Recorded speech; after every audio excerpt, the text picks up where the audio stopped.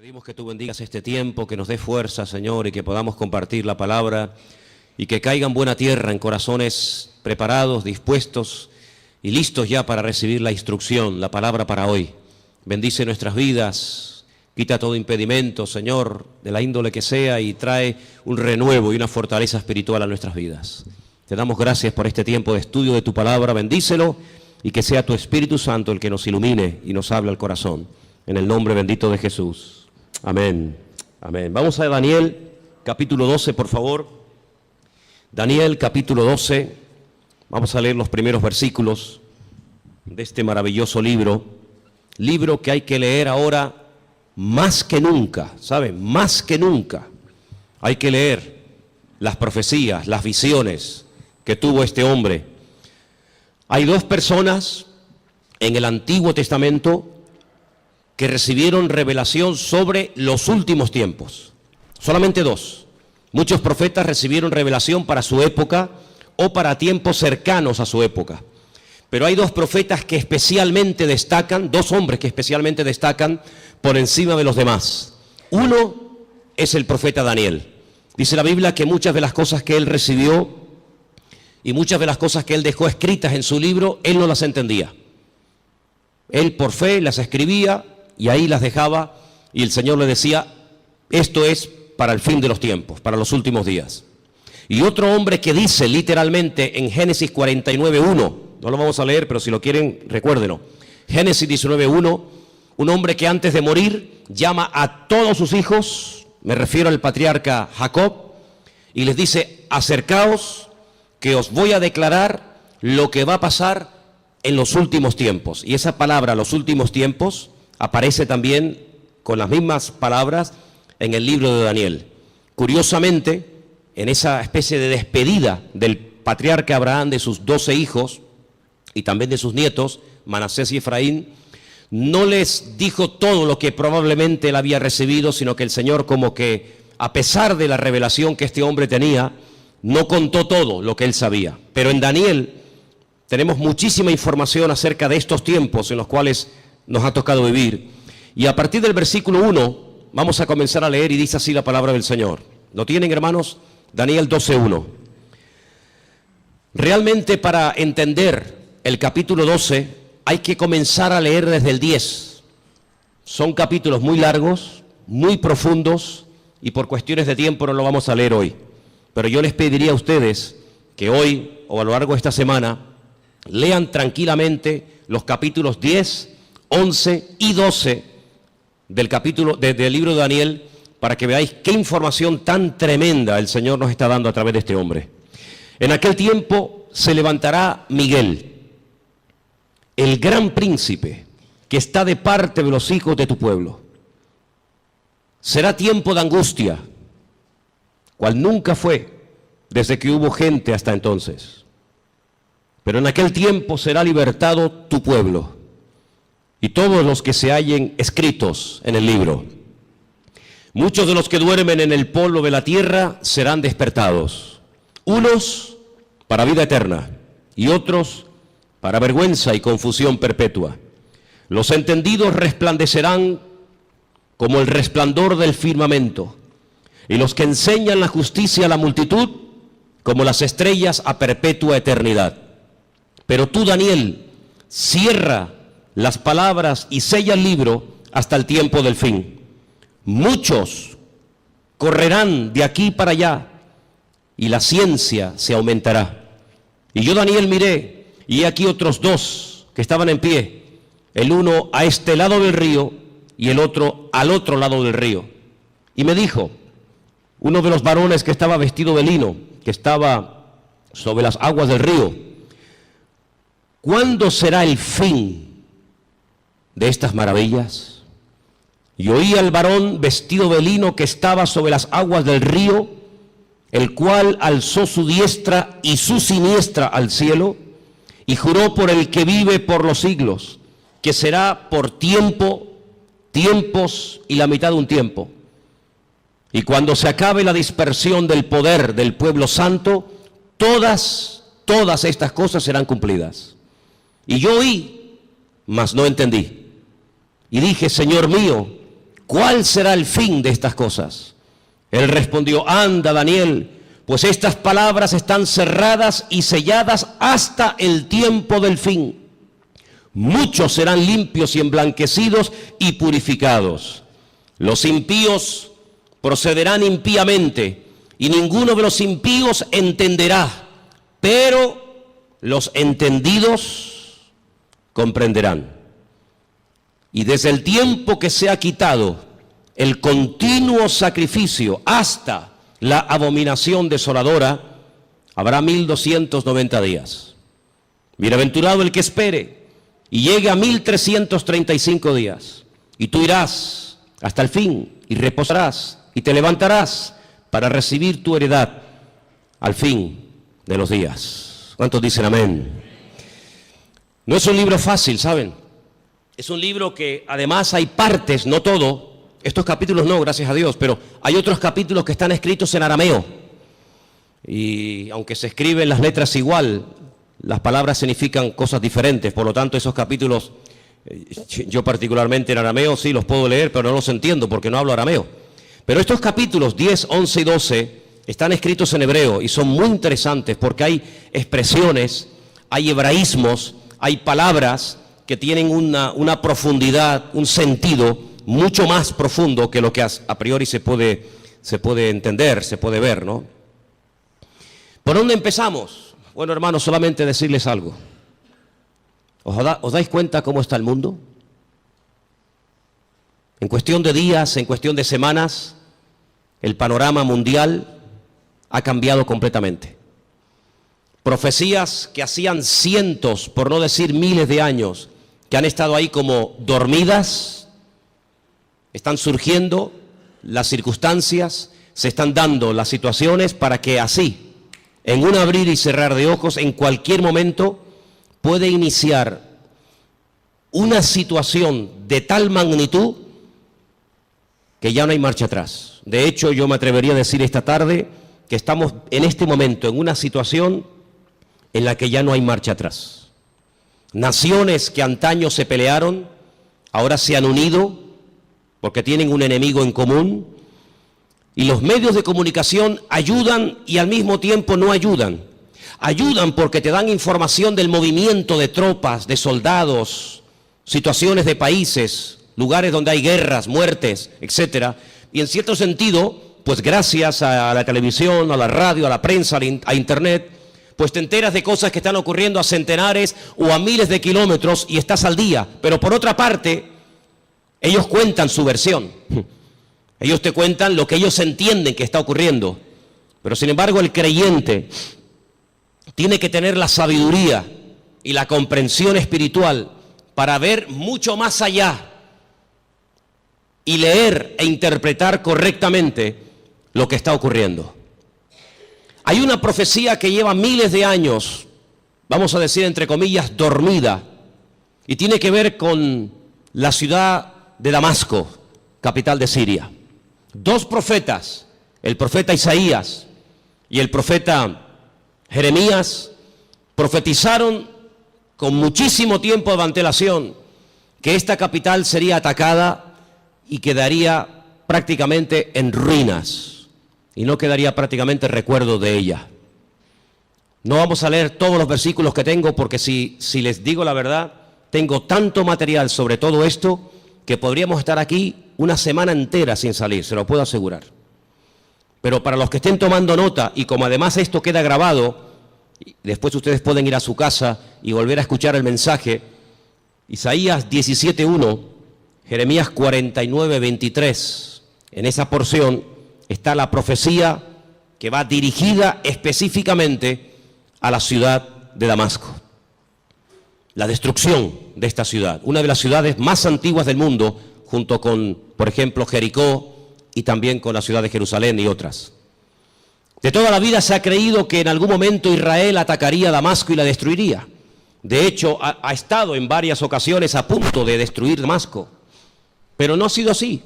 Son los mismos sirios, peleándose unos contra otros, todos contra todos, los que están destruyendo un país que antaño fue un lugar donde miles y miles de cristianos vivían. Un lugar donde dice la Biblia que el apóstol Pablo se dirigía para perseguir a los cristianos, porque aquello era un reducto, un lugar donde los cristianos se refugiaban. Y dice que mientras iba camino hacia Damasco, la Escritura dice que el Señor le salió en el camino y se le reveló como el camino, la verdad y la vida, como el Mesías. Y fue camino a Damasco que el apóstol Pablo llegó a conocer el Evangelio y al verdadero Mesías. Y fue en la ciudad de Damasco donde fue bautizado. Y fue en la ciudad de Damasco donde lo visitó un hermano, un discípulo llamado Ananías, que dice que oró por él y se le cayeron como escamas de los ojos y pudo entender. Y allí recibe una palabra que marcó su vida. Allí recibe una palabra profética y le dice: mira, el Señor se te ha aparecido en el camino, se te ha revelado, te está liberando. Yo en estos días he estado hablando acerca de varios tipos de ataduras, ataduras espirituales, ataduras físicas, ataduras mentales. El Señor dice: yo te he desatado, yo te rompo toda ligadura de prejuicios, de cultura, de religión, de rechazo a otras naciones, y te libero de tu pueblo y te envío lejos a los gentiles, para que le abras los ojos y para que entiendan lo que tú ya has entendido. Pero también le profetiza los sufrimientos y las torturas y el camino arduo por donde tendrá que pasar hasta llegar a la meta, hasta llegar a la presencia del Señor, ¿verdad? Y estamos viendo cómo en Siria ya sinceramente todas las cifras se quedan cortas, porque ¿quién realmente sabe cuánta gente ha muerto, cuántos están muriendo, cuántos van a terminar de morir en el país de Siria, un país que está en el norte de Israel, que lo separa, digamos, esa frontera natural llamada los Altos del Golán, esa especie de balcón donde allí se encuentra el famoso Monte Hermón, ¿verdad?, del cual habla el Salmo 133, ¿verdad? Mirad cuán bueno y cuán delicioso es los hermanos juntos en armonía, y ahí habla de ese hermoso monte. Bueno, pues en ese país están peleando, como dije, todos contra todos. Ahora, para entender un poco lo que está ocurriendo, hay una serie de palabras que prácticamente a diario se escuchan en la televisión y muchas veces la gente no sabe de lo que se está hablando. El mundo del Islam está dividido fundamentalmente en dos grandes fracciones. Hay algunos grupitos de los cuales no vamos a hablar, pero el mundo del Islam está dividido en dos grandes partes. Casi con más de un 80% están los suníes y con un 13% están los chiíes. Y de esto oímos hablar mucho a diario, ¿verdad? Los suníes, los chiíes. Y aunque hay países donde están todos juntos, pero hay después otros países que son mayoría suníes o mayoría chiíes. Por ejemplo, los países donde son mayoría los suníes, con más del 80%, es Arabia Saudita, donde se encuentra la Meca, Kuwait, los Emiratos Árabes, Jordania, Egipto, Pakistán, Afganistán, Yemen y otros más. Los países con mayoría chií, Irán, Persia, como lo llama la Biblia a la cabeza, parte de Irán, Líbano. Decir Siria, pues es un poco complicado, porque en Siria están ahí todos contra todos, Azerbaiyán, Bahrein. Cada uno de estos grupos, todos creen en el profeta Mahoma, todos leen el mismo libro, el Corán, pero hay grandes diferencias entre unos y otros. Daré algunas pinceladas para que nos situemos y sepamos de lo que estamos hablando y por qué se matan y por qué se odian tanto los suníes y los chiíes. En cada uno de estos bandos, por decirlo de alguna manera, o de estas fracciones, hay diferentes grupos armados que pelean contra los otros. Por ejemplo, el grupo terrorista más famoso de los chiíes es sin lugar a dudas Hezbollah, que son los que están ahí en el norte, en los Altos del Golán, y que en algunas ocasiones han atacado a Israel, e Israel también les ha atacado. Así que Hezbollah es un grupo mayoritariamente chií que está financiado por Irán. Pero luego en el otro bando, en la parte de los suníes, tenemos al famoso grupo Al-Qaeda, responsables de las famosas Torres Gemelas, tenemos a los talibanes, tenemos al famoso Estado Islámico, ISIS, a los hermanos musulmanes que ganaron y después fueron derrocados en Egipto, y tenemos al grupo Hamas. Hamas significa violencia y es el grupo que en este momento está liberando la franja de Gaza, allí al sur de Israel. ¿Por qué se llevan tan mal los chiíes y los suníes? A la muerte del profeta Mahoma, su yerno, que a la vez era su primo, llamado Alí, fue el que ocupó el lugar del profeta Mahoma. Sin embargo, en el grupo de los suníes, su suegro, que fue el que recopiló todas las cosas acerca del Corán, que era de la misma tribu que Mahoma, Abu Bakr, era el que tomó el liderazgo del Islam. La palabra suní viene de la palabra árabe suma, que significa código de conducta. Ellos creen en los ulemas, que son los doctores, los teólogos del Corán, y son los únicos que pueden, digamos, interpretar lo que dice el Corán, los textos del Corán. Por otro lado, los chiíes tienen a los famosos ayatolás, y ellos lo que hacen es que unen la política y la religión, y hay ahí una lucha, porque los suníes dicen que entre Alá y el hombre no puede haber ningún tipo de intermediarios, no se puede adorar a nadie más que a Alá, ¿sí? Pero sin embargo los chiíes, aunque también adoran a Alá y creen en el Corán, y van a la Meca en peregrinación, de hecho, sabéis, la última peregrinación ha sido, como todos los años, catastrófica, han muerto casi 800 chiíes, la mayoría de ellos procedentes de Irán y de otros países chiitas, pues ellos además en sus mezquitas tienen fotografías de sus mártires, entre comillas, de sus santos, y en cierto sentido como casi que los veneran. Así que estos dos bandos están enfrentados los unos contra los otros. Y allí en Siria, por ejemplo, están peleando los chiíes contra los suníes contra los chiíes. Unos son apoyados por unos países, otros son apoyados por otros países. Pero curiosamente nada de lo que ocurre en el mundo ocurre por casualidad. Todo tiene una razón de ser. Los hombres no pueden ir de un lugar a otro si Dios no lo permite. Las naciones no pueden dejar sus territorios y abarcar o conquistar otros territorios si Dios no lo permite. Todos los cambios que está habiendo en la geografía, en la política, en la economía, no es producto de la casualidad ni de la locura de cuatro locos, sino que todo esto es el movimiento que Dios permite que se lleve a cabo para el cumplimiento de las profecías, tanto de Daniel como de Ezequiel y otros grandes varones de Dios, que pronosticaron con cientos y con miles de años de antelación todo lo que iba a ocurrir. Curiosamente, Irán, que no son árabes, no confundan, los iraníes no son árabes, son persas, es el segundo animal, la segunda parte de la figura que vio Daniel en aquel sueño, pues dice que ya se han unido con el gran enemigo del norte, que es Rusia, y ya han comenzado a atacar a los enemigos del presidente de Siria, y ya dentro de pocos días comenzará una invasión por tierra, y ya están allí miles y miles de soldados rusos, armados hasta los dientes, ya están atacando posiciones del famoso Estado Islámico y otros también que no tienen nada que ver con el Estado Islámico.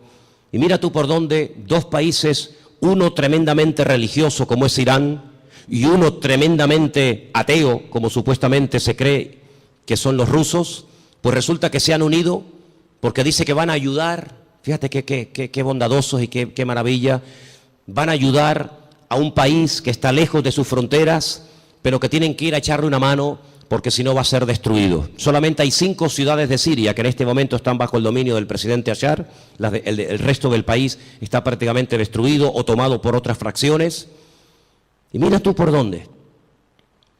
La semana pasada la costa de Siria y la costa de Israel se llenaba de portaaviones chinos, armados hasta los dientes con armas nucleares, con misiles, con bombas, misiles de largo y de corto alcance, capaces de recorrer centenares y miles de kilómetros. Y mira tú por dónde naciones como China, que no tiene nada que ver con Siria, o Rusia, que está allí con sus problemas, y los iraníes, que tienen también sus problemas recién salidos de todo este follón que han tenido, resulta que ahora se están uniendo como amigos porque van a liberar a Siria. Y nos vamos a quedar con esta información. Nos vamos a quedar simplemente con la idea de que van a ayudar a Siria y cuando se arregle la situación en Siria, cada uno se va a retirar a su respectivo país. ¿Y quién paga esas bombas? ¿Quién paga esos gastos? Los muertos que van a caer por ambas partes, las familias, los uniformes, las balas, los cañones, la gasolina, el gasoil, los aviones, los helicópteros. ¿Por qué todo esto? La Biblia nos dice por qué.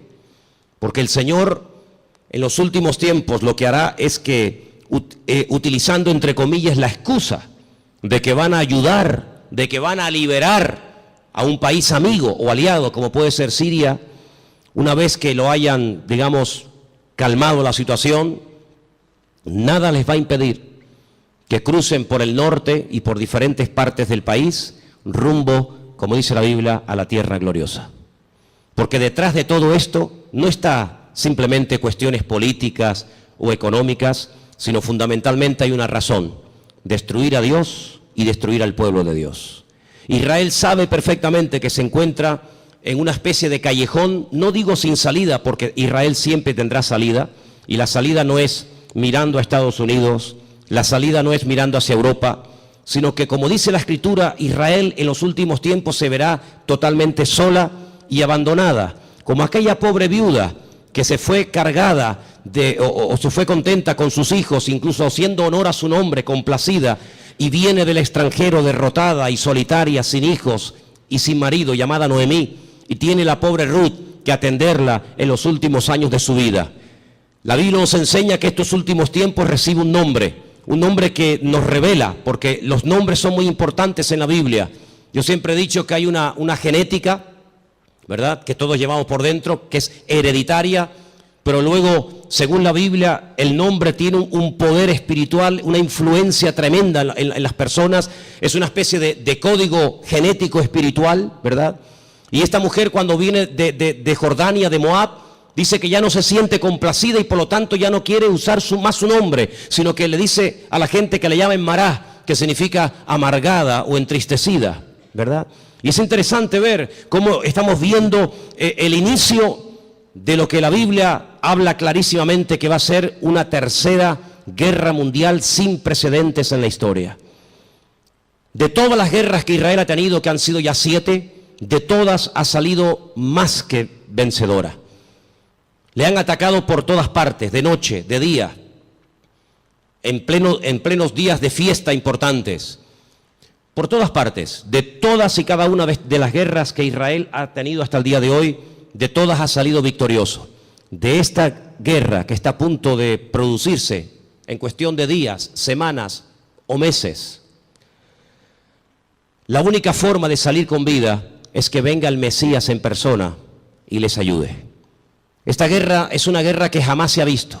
Hemos leído en esta tarde en el capítulo 12 de Daniel que hay una especie de protección sobrenatural tipificada o representada en un soldado espiritual, en un arcángel llamado Miguel, que aparece en varias ocasiones en distintas partes de la Biblia. Solamente hay 2 ángeles en la Biblia, solamente 2 ángeles en la Biblia, que la Biblia nos revela su nombre, Gabriel y Miguel. La Escritura dice que Josué, antes de entrar a tomar posesión de la tierra, vio a un varón, y la descripción que nos da el libro de Josué se asemeja mucho a la descripción que nos da Daniel en el capítulo 12, y nos da a entender de que este arcángel tremendamente poderoso llamado Mijael, que significa quien como Dios, Mijael, pues es una protección espiritual que Dios le ha asignado a este pueblo. En algún momento puntual, solamente Dios sabe cuándo, este arcángel, este varón de Dios tremendamente poderoso, que contendió con Satanás por el cuerpo de Moisés, dice el libro de Judas, será quitado, será desplazado, y entonces dice que será un tiempo de angustia cual nunca hubo gente, y más que gente, la palabra es naciones. Desde que hay naciones sobre la faz de la tierra, dice la Biblia que nunca el hombre habrá visto una guerra de tal magnitud, con tanta cantidad de soldados, de armamento y de tropas como esta última. Vamos a leer dentro de unos momentos algunos textos de la Biblia, pero es impresionante los datos que la Biblia te da antes de que comience la guerra. Aún no ha comenzado, aún no existía el siglo XX, o el siglo XXI, cuando todo esto se escribió, y los profetas, por revelación del Señor, recibieron los datos concretos y específicos sobre esta guerra. Por ejemplo, nos dice que llegarán a intervenir más de 200 millones de soldados. Jamás ha habido ninguna guerra con tantos millones de soldados. 200 millones de soldados. Esta guerra se describe de una forma tremenda, con unos detalles que te quedas con la boca abierta en 3 capítulos de la Biblia. Creo que sois capaces de recordar estas cifras. Ezequiel 38 y 39 y Zacarías capítulo 14. Ahí tenéis toda la información acerca de esta tremenda batalla que empezará por el norte, capitaneada y dirigida nada más y nada menos que por Rusia. En el capítulo 38 del libro de Ezequiel nos dice algunas cosas muy interesantes sobre este tiempo final. Y voy a leer algunos versículos para que veáis qué importancia le da el Señor a que el pueblo de Dios no esté en la ignorancia. Hay gente que está muy distraída, muy sumergida en sus problemas, muy metidos en sus cuestiones y se olvidan de que el Señor en su palabra nos dice que tenemos que levantar la vista y darnos cuenta de que nuestra redención está cercana. Ezequiel 38 dice, versículo 1, vino palabra del Señor diciendo, hijo de hombre, pon tu rostro contra Gog.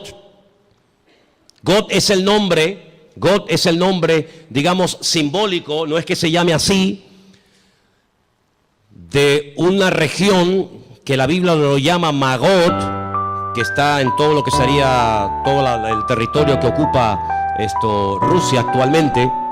Y fijaros que hay dos nombres de hombres, solamente dos hombres de hombres, que curiosamente tanto en español como en hebreo empiezan y terminan con la misma letra. Uno es el nombre David. David empieza con una letra llamada Dalet y termina con otra letra llamada Dalet. Y esto nos habla acerca de que David era un hombre que cuando lo conocías así era. No es que lo vas conociendo y es completamente diferente. Es un hombre que no tiene dos caras, no tiene dos personalidades, no tiene doblez en su carácter. David era así. Por eso esa letra que empieza y esa letra que termina es la misma, como diciendo que David es un hombre que es lo que ves, no hay más. Curiosamente, en un acto de imitación sin precedentes en la historia, a este líder político se le pone un nombre simbólico cuya letra empieza por la G o la Gimel en hebreo y con la misma letra termina la G o la Gimel, God, como diciendo que lo que ves es lo que hay. En David era lo positivo. Si ves que es un hombre espiritual, es que es espiritual. Si ves que es un hombre valiente, es que es valiente. No es que dé impresión de valiente y luego es un cobarde. No es que es un hombre aparentemente espiritual y luego es un carnal. No. Bueno, pues en God, en este personaje que nosotros lo conocemos más famoso como el nombre del famoso anticristo, si tú lo ves así, así es como es. Es malo, es apoyado por el diablo, etcétera, etcétera. Y dice aquí, así ha dicho el Señor, he aquí yo estoy contra ti, oh God, príncipe soberano de Mesec y Tubal. Estos son hijos de Noé. Te quebrantaré, pondré garfios en tus quijadas y te sacaré a ti y a todo tu ejército, caballos, jinetes, en todo equipados, gran multitud de paveses, escudos, teniendo todos ellos espada. Y ahora menciona una coalición, no están todos nombrados, una pequeña coalición de naciones que se van a unir. Y menciona Persia, y ya hemos dicho que Persia, ¿quién es? Ok, es Irán. Cus, tenemos Etiopía, tenemos Libia, con otros nombres, todos ellos con escudo, con yelmo, Gomer, sus tropas, la casa de Togarma, los confines del norte, sus tropas. Prepárate, apercíbete tú y toda tu multitud que se ha reunido a ti, y sé tú su guardia. Pero si leemos un poquito más adelante, versículo 15, vendrás de tu lugar de las regiones del norte, y tú y muchos pueblos contigo. Fíjate, todos ellos a caballo, gran multitud, poderoso ejército. Subirás contra mi pueblo Israel. Sí, es inevitable que este hombre ataque a Israel, es inevitable. Bueno, pero es que van a ir a Siria. La noticia no dice nada de Israel. Las noticias no, pero la Biblia sí. Y las noticias no pueden saber la información que tú y yo tenemos en esta tarde. Mañana Telecinco no puede decir, le presentarían una denuncia, dirían, esta gente está loca. Mañana no vamos a ver en Telecinco, en Antena 3, que Rusia pretende apoderarse de los altos del Golán con la intención de atacar Israel. Me dice, pues ustedes están locos. No. Las noticias no te lo van a decir, te lo estoy diciendo yo, te lo está diciendo el Señor a través de mi boca. Subirás contra mi pueblo Israel como nublado para cubrir la tierra y será al cabo de los días, al final de los tiempos, en estos tiempos. ¿Y qué dice aquí? Y te traeré sobre mi tierra. No es que a Putin se le ocurre la genial idea de decir, bueno, vamos a Siria y ya que estamos a un tiro de piedra, saltamos los altos del Golán y desde los altos del Golán vemos todo Israel abajo y la machacamos. Total, que son 300 kilómetros de largo para un imperio, para una potencia militar como Rusia, que con una bomba hace así y borra de la faz de la tierra a 10 millones de personas, porque eso es lo que puede tener Israel en este momento, si es que llega ahora mismo a 10 millones de personas viviendo allí. ¿Qué puede impedir? Pero no es él el que lo decide, es Dios el que le dice a God, ven a mi tierra, ven. Y entonces dice, para que las naciones me conozcan, cuando sea santificado en ti, oh God, delante de tus ojos. Así dice el Señor, ¿no eres tú aquel de quien hablé yo en tiempos pasados por mis siervos los profetas de Israel, los cuales profetizaron en aquellos tiempos que yo te había de traer sobre ellos?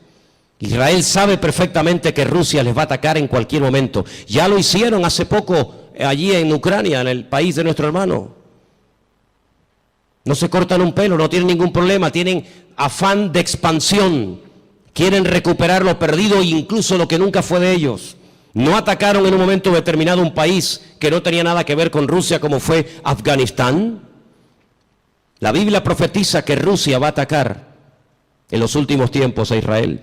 En aquel tiempo, cuando venga God contra la tierra de Israel, dice el Señor, subirá mi ira y mi enojo. Tremendo. Pero vamos al capítulo 39. He aquí yo estoy contra ti, oh God, príncipe soberano de Mesed y Tubal. Te quebrantaré y te conduciré y te haré subir de las partes del norte y te traeré sobre los montes de Israel. Otra vez. Te sacaré tu arco de tu mano izquierda y te derribaré tus saetas en tu mano. Sobre los montes de Israel, ahora viene la palabra tremenda.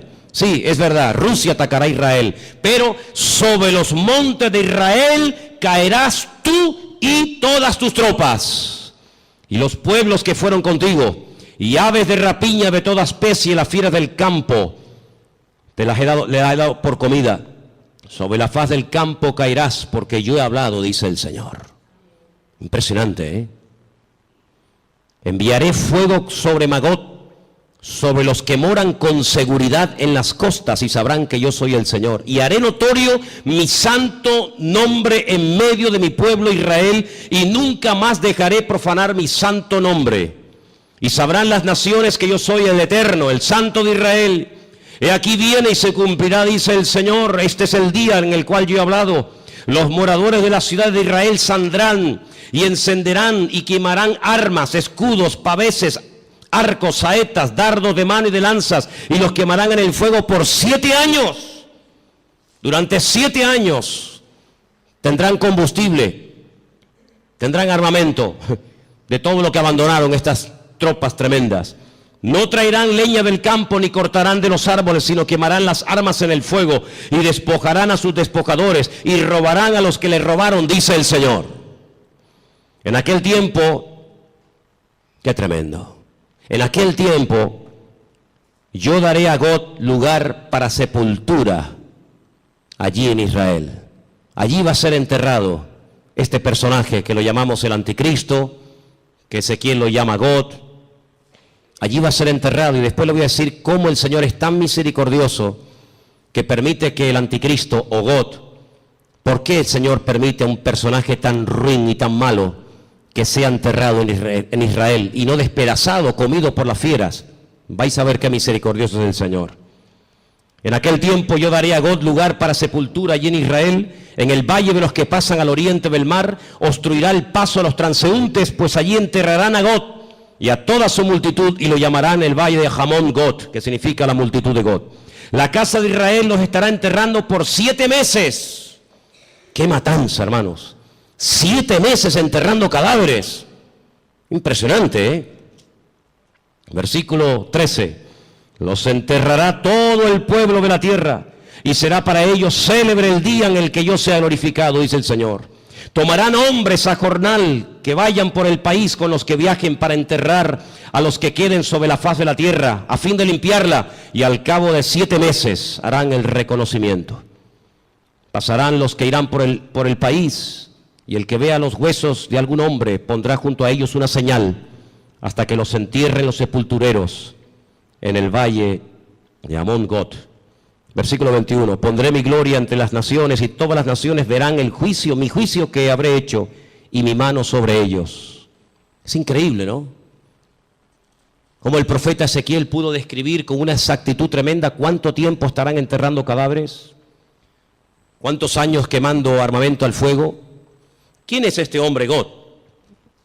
Si ustedes estudian los nombres de los hijos de Noé, porque de ahí arranca todo, una de las cosas que tenemos que tener bien claro es que el futuro está escrito, está codificado en el pasado. Todo está escrito en el Génesis. Y para poder comprender lo que va a pasar en el futuro, hay que saber lo que pasó en el pasado. 3 hijos tuvo Noé: Sem, Can y Jafet. Cuando Noé sale del arca, planta una viña, dice la palabra de Dios que se emborrachó, perdió el control, se emborrachó, quedó desnudo en medio de su tienda. Y uno de sus hijos, Can, dice el texto hebreo, que se rió, se burló de su padre, no lo cubrió, no lo tapó, lo humilló, se lo contó a sus hermanos, incluso hasta intentó propasarse con su propio hermano, con su propio padre. Sus 2 hermanos fueron de espalda caminando y taparon a su padre. Fíjate qué misericordioso es el Señor, que este personaje que es descendiente de Jafet, no de Can, no de Sem, sino de Jafet, por haber cubierto a su padre, él será cubierto con tierra en los últimos tiempos, en la tierra de Israel. El refrán dice, midá keneged midá, lo que siembras es lo que cosechas, medida por medida. ¿Por qué esperó el pueblo de Israel por María? Al fin y al cabo era una, el resto era tanta gente, 2 millones de personas. ¿Por qué esperó todo el pueblo por María? Porque María, cuando Moisés era pequeño, esperó a ver cuál era el futuro de su hermano Moisés y no se fue hasta que la hija del faraón lo adoptó y se lo llevó al palacio. Y por ese acto de esperar, de preocuparse por el futuro de su hermanito, que en aquel tiempo era un bebé de 3 mesitos, por ese acto de misericordia y de amor y de interés, años más tarde el pueblo la espera a ella. Y siempre es así. De ahí que Pablo diga a los Gálatas, si queréis cosechar, tenéis que sembrar, pero sembrar abundantemente para poder cosechar abundantemente. Así que este personaje está a punto de aparecer. Este famoso anticristo está a punto de aparecer, pero ya lo hemos dicho en muchas ocasiones, que en los últimos tiempos habrá una influencia de una institución religiosa que describe perfectamente el libro del Apocalipsis, que dice cómo se visten, dónde están, cómo hablan, cómo no hablan, etcétera, etcétera. Es increíble el impacto que en tan poco tiempo ha producido el Papa Francisco. Es increíble, ¿no? En tan poco tiempo le ha caído bien a todo el mundo. No hay nadie que diga nada malo de Francisco. Fue a Israel y a los judíos, a los rabinos les cayó bien. Incluso llegó a ir al muro de los lamentos y puso su petición entre las rendijas del muro. Después se fue con Abu Hamas, el presidente de la autoridad palestina, y le cayó estupendamente y casi se hicieron amigos y rezaron juntos mirando hacia la Meca. Se fue a Turquía y en la famosa mezquita de Turquía, orando hacia la Meca, le cayó de maravilla a los musulmanes. A todo el mundo le cae bien, a los artistas, incluso a los ateos.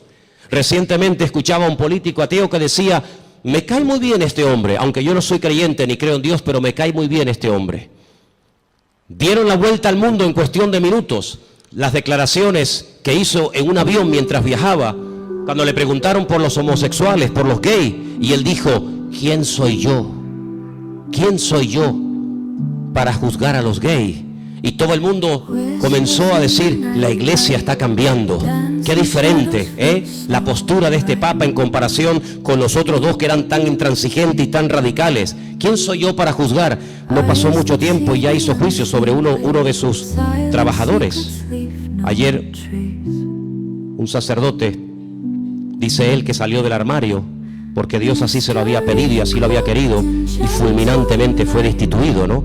Qué contradicción con las declaraciones del avión, ¿no? Pero en los últimos tiempos la Biblia nos enseña que habrá una especie de religión que le va a caer bien a todo el mundo. Será capaz de ir con los musulmanes, con los judíos, con los cristianos. Dicho sea de paso, Hace muy poco tiempo este Papa se fue por primera vez en toda la historia con un pastor muy conocido por nosotros a una iglesia evangélica en la ciudad de Caserta, en Italia, donde yo estuve ahora hace unos días. Estuvo con un montón de pastores que vinieron de Argentina, puesto que el Papa es argentino, y allí tuvieron un culto donde él estuvo como uno más. Hicieron un tiempito de oración, y él hizo una oración incluso, y todos participaron, y se sacaron fotografías, y todo el mundo, qué contento, ¿verdad? La Biblia nos enseña que las rameras son capaces de irse con gente mayor y con gente joven. Las rameras son capaces de irse con gente sin dientes y con gente con dentadura perfecta. Las prostitutas son capaces de trabajar de día o de noche. Y lo mismo le da a irse con un blanco, con un negro, con un rico, con un pobre, con un cristiano, con un ateo, con un satánico. Le da igual, porque ese es su trabajo, llevarse bien con todo el mundo para sacarle lo que ella quiera a cambio. Y la palabra de Dios nos enseña que en los últimos tiempos la política y la religión se casarán y se unirán. Qué tremendo los lugares y las conversaciones que últimamente está manteniendo el Papa y muchos políticos viajando de un lugar para otro. Todo está preparado. Y hermanos, esto no ha hecho más que empezar, pero en cualquier momento salta la chispa. Y lo que tenemos que preguntarnos todos y cada uno de nosotros, ¿qué mensaje nos está dando el Señor? Yo vengo diciendo hace mucho tiempo que Dios está hablando y hablando y hablando y hablando. El problema no es que Dios no hable, el problema es que hay muchos que no le entienden, o si le entienden se hacen los distraídos. Dije hace unas semanas atrás que Dios no solamente habla a través de la palabra. Claro, lo sabemos. El que lee la Biblia está leyendo la palabra de Dios, el SMS de Dios, el WhatsApp de Dios, y sabe perfectamente lo que Dios quiere y lo que Dios no quiere. Pero ¿y los que no leen la Biblia? El que no le interesa o no quiere, o dice él que no entiende la Biblia, pues Dios también le está hablando a toda la humanidad. Quiero que vengan conmigo a Génesis 1, capítulo 14, para que os des cuenta algo tremendo que el Señor dijo en un principio. Allí está, en el Génesis 1, 14. Dio una señal, dio un mensaje muy interesante. Y vamos a leerlo en esta tarde. Dice así, Génesis 1, 14. ¿Lo tienen, hermanos? Tengo esta página de la Biblia prácticamente destrozada, entonces espero leerla bien porque la tengo toda pegada. Creo que dice algo así como: y dijo Dios, haya lumbreras en la expansión de los cielos para separar el día de la noche y sirvan de señales para las estaciones. Ahora ya no tengo ese trocito que dice para días y años. Ok, ahí está. ¿Qué es lo que será? Lo mismo que fue. Cuando estudiamos hace unas semanas atrás el Salmo 19, yo dije que el Salmo 19 dice literalmente: los cielos cuentan la gloria de Dios y el firmamento anuncia la obra de sus manos. Un día emite palabra o información a otro día, de tal manera que hay personas paganas, no creyentes, que a lo largo de la historia, incluso hasta en estos tiempos, fíjate lo que te digo, observando no las profecías de la Biblia, sino observando el cielo, el firmamento, llegan a conclusiones tremendas. Quiero decirles que en un momento puntual de la historia de la humanidad, el Señor utilizó el astro rey, el sol, la luna y las estrellas para darle un mensaje profético a uno de sus hijos llamado José. ¿Lo habéis olvidado? Dice que él vio al sol, a la luna y a las estrellas que se postraban delante de él. Y Jacob, cuando oye el sueño de su hijo, él entiende perfectamente lo que le está diciendo. El sol es el padre, la luna es la madre y las estrellas son sus hermanos. Curiosamente, las estrellas, los hermanos, llegaron antes que el sol a Egipto, porque siempre es así: primero es la noche y luego es el día. No primero el día y después la noche. Primero había tinieblas y después vino la luz. La tiniebla siempre precede a la luz. Pero fíjate qué curioso, los magos de Oriente, que no sabemos realmente de dónde eran, si eran judíos, si no eran judíos, sabían perfectamente el lugar y el día en el que había nacido el Mesías, porque interpretaron que aquellas estrellas que tenían nombre, la estrella Sadik, la estrella Jamelec, etcétera, se habían alineado, y ellos sabían perfectamente que tenían que ponerse en marcha para llegar a donde, a Belén de Judea, porque allí era donde había nacido el Mesías. Y es que el Señor, en el versículo 14 de Génesis 1 que hemos leído, dice que cuando Él creó el sol, cuando Él creó la luna y Él creó las estrellas, no solamente las creó, número uno, para separar, para hacer diferencia entre el día y la noche, no, sino que dice que las creó para las estaciones. Y la palabra estaciones es la palabra hebrea modín. Y la palabra modín, ¿sabe lo que significa? Fiestas. Es la misma palabra que se emplea en Levítico cuando dice, recuerden las fiestas del Señor. ¿Cuándo tienen que ir? ¿Cuándo no tienen que ir? ¿Cuándo tienen que ponerse en marcha? ¿Cuándo no tienen que ponerse en marcha? En otras palabras, cuando ustedes vean los cielos, ustedes podrán discernir en qué tiempo de su relación con Dios ustedes se encuentran.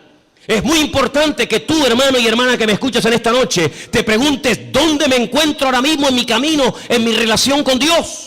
¿Estoy más cerca? ¿Estoy más lejos? ¿En qué punto me encuentro? Porque el tiempo marca la circunstancia y la circunstancia marca el tiempo. Jesús le dijo, ustedes olvídense de ver señales. Esta generación, como es una generación mala, perversa y adúltera, no se le ha permitido ver señales como a otras se les permitió. Ustedes solamente podrán ver una señal, solamente una, y la van a ver, y se llama la señal del profeta Jonás. ¿En qué consistía? Bueno, le está diciendo, así como Jonás estuvo en el vientre del pez 3 días y 3 noches, así estaré yo, el Hijo del Hombre, en el vientre de la tierra 3 días y 3 noches. Esa señal era la señal de la generación de Jesús. Pero sin embargo, Noé no esperaba esa señal. Porque ¿cuál era la señal de Noé? El diluvio. Pero ¿cuál era la señal de Salomón? La construcción del templo. Y cada generación, cada tiempo tiene una circunstancia, una señal, y cada señal identifica el tiempo. Por eso podemos saber ahora mismo en qué tiempo, en qué lugar, en qué punto del camino yo me encuentro en mi relación con Dios por lo que estoy viendo. Porque repito, la señal, la circunstancia política, social, económica, espiritual, etcétera, etcétera, marca el tiempo en el que yo estoy viviendo. Yo no puedo ver, no puedo orar para ver el nacimiento del Mesías porque Él ya nació, no es la señal de mi tiempo. Yo no puedo esperar, aunque ore, ayune 40 días, tome autoridad y reprenda y declare. Yo no puedo ver al profeta Jonás siendo vomitado en una playa para ir a predicar a los ninivitas. No, porque no es la señal de mi tiempo. Pero ¿cuáles son las señales de nuestro tiempo? Pues algunas de las que les estoy diciendo esta noche. Como Rusia, Persia, las naciones árabes, Europa y el mundo entero le darán la espalda a Israel. Y ustedes dicen, pero ¿cómo es posible que todos? Es que no hay ni uno. No hay ni uno que apoye a Israel. Dice, bueno, los americanos, ya no es como antes. Ya no es como antes. Israel se verá más sola que la una. Y solamente podrá mirar en una sola dirección. Hacia arriba. Al Señor tu Dios adorarás y a Él solo servirás. Era como la señal profética en el arca de Noé. El arca de Noé no eran balcones como estos cruceros hermosos que abres la ventana de tu habitación y sales a una terraza. No, el arca de Noé no tenía ventana, no tenía ojo de buey, tenía una sola ventana arriba. No podían mirar a derecha, izquierda, delante o detrás, no. El arca de Noé no tenía timón, porque no había que dirigirla a ninguna parte, Dios la dirigía. Y si querías mirar a algo, a una dirección, si era de día o de noche, arriba, nada más que arriba. Y eso es lo que el Señor quiere que nosotros hagamos, que solamente mires arriba. ¿Y quién está arriba? El Señor, Dios Todopoderoso, nuestro Señor, Rey de Reyes y Señor de Señores, no solamente a Él. Y por eso, amados hermanos, esta es la señal de nuestro tiempo. ¿Qué pinta Rusia en Siria? ¿Qué pinta Irán? Que el objetivo no es Siria. Que el objetivo no es llegar y controlar a ISIS y fulminarlo. Que no. Que si hubieran querido fulminar a esto, ya lo hubieran hecho hace mucho tiempo. Si Rusia, si Estados Unidos quisiera arreglar el problema de Siria, de los yihadistas, ya lo hubieran hecho. No hay problema en eso. No lanzó una bomba Estados Unidos sobre una ciudad japonesa llamada Hiroshima y se cargó a más de 500.000 de personas así. Y no lanzó otra sobre Nagasaki y en cuestión de segundos hizo, la borró de la faz de la tierra. Que el problema no está en que no se pueda contra ellos, sí se puede contra ellos. El tema es que cada pieza tiene que encajar en el puzzle del Señor. Y el Señor ha puesto a esta gente allí. Una cosa increíble que un musulmán dinamite una mezquita o ataque a otro musulmán, es una cosa increíble. Que le prenda fuego a un cuerpo de un hermano musulmán es una cosa inconcebible dentro del Islam, porque el Islam no es eso. Pero con esa excusa, las potencias se están uniendo, pero no se dan cuenta de que es el Señor el que les está diciendo, vengan, vengan. Y al final dice que el Señor los llevará a un gran valle, y quiero leer y terminar con esto porque les digo, tengo material para estar aquí un año, pero en Zacarías capítulo 14, y después la última porción la leeremos en Joel, es el Señor el que le dice a las naciones, vengan que yo les voy a juzgar en el valle de la decisión, valle de Josafat. Zacarías capítulo 14, ¿lo tienen, hermanos? ¿Sí? Dice así la palabra del Señor. He aquí el día del Señor. Viene y en medio de ti serán repartidos los despojos, porque yo reuniré a todas las naciones para combatir contra Jerusalén. Es el Señor el que permite que vayan a hacer guerra contra Jerusalén. No es una mente loca o sádica o fanática. Es el Señor. La ciudad será tomada, las casas serán saqueadas y violadas las mujeres. La mitad de la ciudad irá en cautiverio, mas el resto del pueblo no será cortado de la ciudad. Después saldrá el Señor y peleará con aquellas naciones como peleó en el día de la batalla. Se afirmarán sus pies en aquel día sobre el monte de los olivos, que está enfrente de Jerusalén al oriente. Y el monte de los olivos se partirá por en medio hacia la tierra del oriente y hacia el occidente, haciendo un valle muy grande, y la mitad del monte se apartará hacia el norte y la otra mitad hacia el sur. Seguimos un poquito más adelante, versículo 6. Acontecerá que en ese día no habrá luz clara ni oscura. Volvemos al Génesis. Será un día el cual es conocido por el Señor, que no será ni de día ni de noche. Eso es lo que no nos entra en la cabeza. Pero sucederá que al caer la tarde habrá luz. Acontecerá también en aquel día que saldrán de Jerusalén aguas vivas, la mitad de ellas hacia el mar oriental y la otra mitad hacia el mar occidental, en verano y en invierno. Y el Señor será el rey sobre toda la tierra, y en aquel día el Señor será uno, y uno será su nombre. Vamos a ir al versículo 12. Esto nunca ha pasado en ninguna guerra bíblica. Esta será la plaga con la que herirá el Señor a todos los pueblos que pelearon contra Jerusalén. La carne de ellos se corromperá estando ellos sobre sus pies. No es que cuando te pegan un tiro, te meten una puñalada, te duele y te caes poco a poco al suelo. No va a pasar así. Va a ser algo fulminante. La carne de ellos se consumirá estando sobre sus pies. Se consumirán en las cuencas sus ojos, y la lengua se les deshará en la boca. Y acontecerá en aquel día que habrá entre ellos gran pánico, enviado de parte del Señor, y trabará cada uno en su mano a su compañero, y levantará su mano contra la mano de su compañero. Se matarán unos a otros. Algo milagroso. Sigo más adelante, versículo 15. Así también será la plaga de los caballos, de los mulos, de los camellos, de los asnos y de todas las bestias que estuvieren en aquellos campamentos. Todos los que sobrevivieren de las naciones que vinieron contra Jerusalén subirán de año en año para adorar al Rey, al Señor de los ejércitos, y a celebrar la fiesta de los tabernáculos. Y pueden seguir leyendo para que veáis qué cosas tan interesantes se dicen ahí. Aquí predice la Biblia que las armas químicas, bacteriológicas y nucleares se van a usar, hermanos. No te quepa la menor duda. Estando de pie, se desmigajan, desaparecen como si fueran polvo, como si fueran ceniza.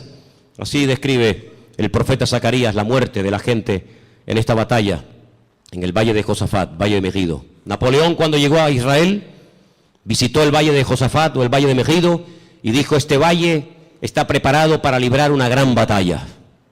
Y efectivamente, en ese lugar, dice el Señor, que es como una olla, como un lagar, el Señor entrará allí en juicio con todas las naciones, 200 millones de soldados, tierra, mar, aire, por todas partes, árabes, europeos, de todas las partes del mundo, peleando por conquistar Israel, por arrasar de la faz de la tierra a este pueblo, por conquistar Jerusalén y por decir: hemos ganado, hemos vencido, hemos humillado al Dios de Jacob, al Dios de Isaac y al Dios de Abraham. ¿Qué les parece? Ya no es una guerra contra hermanos, ya no es una guerra con una familia, ya no es una guerra contra otro país, ya es una guerra contra el mismísimo Dios. Cargarse a Dios, borrar a Dios de la faz de la tierra. Pero hay una señal que está apareciendo en los últimos tiempos, y te la dejo ahí para que medites en ella. Y dice la Biblia literalmente lo siguiente: el sol se convertirá en tinieblas y la luna en sangre antes de que venga el gran día espantoso del Señor. Qué curioso, ¿no? Hasta Dios hablando a través de los eclipses, a través de las famosas lunas de sangre, que curiosamente tanto el año pasado 2014 como este año 2015 siempre han aparecido coincidiendo o con Pesaj, la Pascua, o con la fiesta de los tabernáculos. Qué curioso, el año pasado y este año otra vez volvió a aparecer una cuarta luna roja en el día de Pesaj o de Pascua, y recientemente, hace unos días, en la fiesta de los tabernáculos. Dios hablando, porque un día emite palabra, otro día los cielos cuentan la gloria del Señor. Lo que puedo decir con todo esto es que nos queda poco tiempo. La humanidad va a entrar en un callejón sin salida, pero dice la Biblia que tenemos que velar, tenemos que orar, buscar del Señor más que nunca, no perder el tiempo. No dejes que el enemigo te robe la paz, ni dentro de tu casa ni fuera de tu casa. No dejes que el enemigo arrebate la bendición que tanto le costó al Señor ganar en la cruz por ti y por mí. Así que en esta tarde es tiempo de acercarnos al Señor, es tiempo de decirle: Señor, recompón mi vida, restaura. Hay voces por aquí, voces por allá, el mundo se está cayendo a pedazos, la ciencia aumentará, la gente corre de un lado para otro, gente de oriente a occidente, de aquí para allá.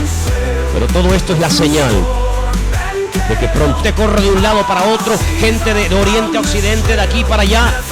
Pero todo esto es la señal de que pronto viene el Señor a buscar a su pueblo. ¿Cuánto dicen amén? Cierra tus ojos, hermano. Cierra tus ojos. Lee tranquilamente hoy en casa Ezequiel 38, Ezequiel 39, el libro de Joel, las cartas de Pablo, el libro de Apocalipsis, el libro de Daniel, y te vas a dar cuenta de que el Señor está hablando por todas partes, para que despertemos del sueño, para que nos demos cuenta de que el tiempo se acorta y que no hay tiempo que perder. Señor, en esta tarde nos vamos a acercar ahora a tu mesa con acción de gracias. Queremos participar con gratitud, reconociendo tu soberanía, reconociendo tu autoridad.